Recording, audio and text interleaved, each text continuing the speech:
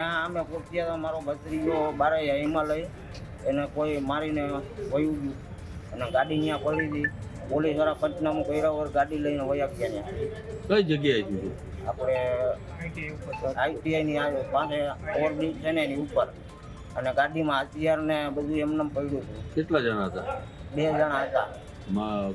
આપણે આ સ્કૂલ પાસે જે હતું ઘટના બની, કારણ શું કઈ ખબર તમને? એ કાંઈ ખબર નથી. અમે તો ત્યાં ઘરે ફોન આવ્યો હતો, ઘરે ત્યાં પહોંચ્યા હતા, મારી લીધું હતું, વયા ગયા હતા એ બધા. પૈસા અમારે આંગળીયામાં આગળ પાછળ પૈસા બાકી રહેતા એ બાબતમાં એ ભાઈ આવ્યા હતા ને ખોટી દાદાગીરી કરી, છોકરા ઉપર પહેલાં હાથ ઉપાડેલ.